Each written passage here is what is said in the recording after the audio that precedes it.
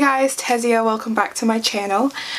In today's video I'm going to be talking about my Invisalign story and the 10 things I wish I knew before I got Invisalign. I've got a list on my phone, so if I keep looking down it's just because I'm referring to it, because I do tend to go off on one if I don't have direction. So my Invisalign journey was about 51 weeks, I believe. I changed my tray every 3 weeks, so I got a new tray roughly every... I collected maybe like 2 at a time, so I'd wear the trays for about 6 weeks, then go back, make sure I was still on track, and then they would give me the other trays just in case I wasn't following accordingly. I think they don't make the whole treatment plan because some people tend to stray, so you might need correcting in between, but your girl wasn't about to play games after paying all that money. The first thing I wish I knew was the pain.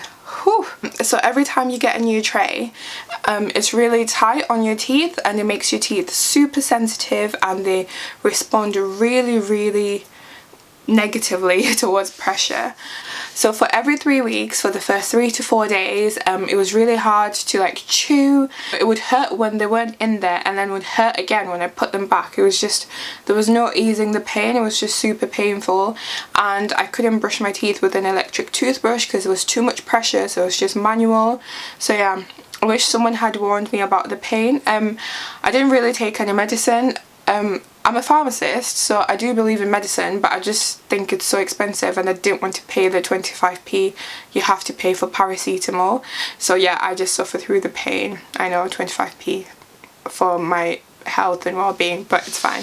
So the second thing I wish I knew is that when you get the new tray, sometimes it doesn't fit your mouth properly, so it'll fit your teeth perfectly, but the edges, sorry, this is my retainer that I use now, so don't look too closely here. So these bits like here, sorry if it's gunky, the bits at the top sometimes would be quite sharp and really long, so they used to dig into my mouth, so I used to get ulcers all the time, and that was also unpleasant. I should have bought Bungella, but like I said before, I don't like painful stuff, so I didn't. I just suffered through the pain. Number 3, and this is probably the one that I was the strictest about, is the time. So when I had my initial appointment, the orthodontist, is that what they're called when they actually fix your teeth? I think. He was like, oh, you have to wear your trays for 22 hours a day. So I only had 2 hours in a 24-hour period to eat and brush my teeth. So I used to have a timer on my phone, so I would set 14 hours on the Tuesday, because the orthodontist only used to work on a Tuesday at that practice, so I would, every Tuesday that's when I get a new tray. So from Tuesday I would set an alarm for 14 hours and that would last me until the following Tuesday.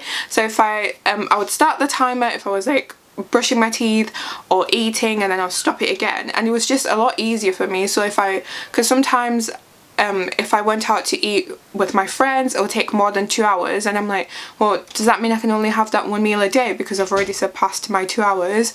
So this way it helped me to regulate my time a bit better, and it made me feel more in control, because I get a bit panicky when I feel like I'm not in control.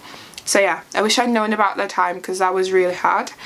Following on from that time, that meant that I couldn't just snack, because after every food situation I had to floss, then mouthwash, then brush, then put my retainers back in, and it was just so much effort for something like a pack of Wotsits, for example. And also stuff like Wotsits and granola bars, they kind of get stuck in your teeth, and without your tongue like doing whatever it does, it's really hard to remove all that residue so your teeth are clean for when you put the retainers back in. So yeah, I love snacking, so it was really hard for me not to snack, so I wish I'd been better prepared. I don't know what I could have done differently, but it would have just been nice to know before I started. So because I need to do all these things, the 5th thing I wish I knew was that I need to carry a bag everywhere, because I needed to have a floss, a toothbrush, toothpaste and mouthwash, and I'm normally that person who leaves with her phone and her car keys, that's it. And I don't like carrying bags, I feel like they weigh me down, I don't want to have to remember them, so having to carry a bag everywhere was really quite annoying for me, and it affected my life in terms of, well, it didn't really affect my life, that's like being dramatic, but yeah, it was a bit annoying and inconvenient to have to remember to carry a bag with me everywhere I went. The 6th thing is the breath. whew, when I used to wake up in the morning, I could feel like the breath, you know when your breath is really strong and you can taste it sort of. It was really disgusting. So every time I woke up, the first thing I did was brush my teeth. It was not on, and it made me quite self-conscious because I was like, well, if I can smell this, does it mean like when I'm at work or when I'm around my friends they can smell it too? So I used to be like, can you smell my breath, can you smell my breath? And I used to like sometimes I would just like swig some mouthwash just for bands, just to make sure that just to make sure that everything's fine, because I was really paranoid. So number 8 is the lisp. So when you wear your retainers for the first time, like your mouth takes some time to get used to. I'm going to put on my retainers now so you can sort of get a feel of what I mean. Oh, a bit tight. But do you see what I mean? Like my voice sounds different and I have a bit of a lisp, and it would take a couple of days. Like I think also because my teeth were sore with the movement, so that meant I used to speak like this, and it made me really self-conscious because I don't normally have a lisp. So yeah, I wish someone had warned me about this, because it's not cute, is it? Really? I would say no. Excuse me. So another thing that I was showing you is that you got a fixed I would get a fixed retainer, and I would have to wear these retainers forever basically. So I thought I would get my teeth fixed, everything would be good, and then I could just live my carefree life. But no, I have like a fixed, I don't want to show you because it's kind of disgusting showing someone. But yeah, I have a fixed retainer at the bottom and at the top, and I have to wear the retainers. I think I wear them like once or twice a month because I just can't be bothered with the lisp, because normally after I brush my teeth, sometimes I'll be on FaceTime with my friends and I don't want to be talking like that, especially if I have something important to say. So I don't tend to wear them all the time, which it's not the best, but I mean it's fine. My teeth still look okay, I think. Could do with some whitening, but you know. Another thing I was showing you is the amount of confidence that getting my teeth fixed would give me. So when I was younger, I think in kindergarten, one of the boys said that my teeth were so wide that he could fit his football through, and that like a golf post, I think, and that gave me so much like anxiety, and it made me so self-conscious. So when I used to smile, I used to be like because I didn't want people to see my teeth, and I was really self-conscious. And so getting my teeth fixed, now I'm more like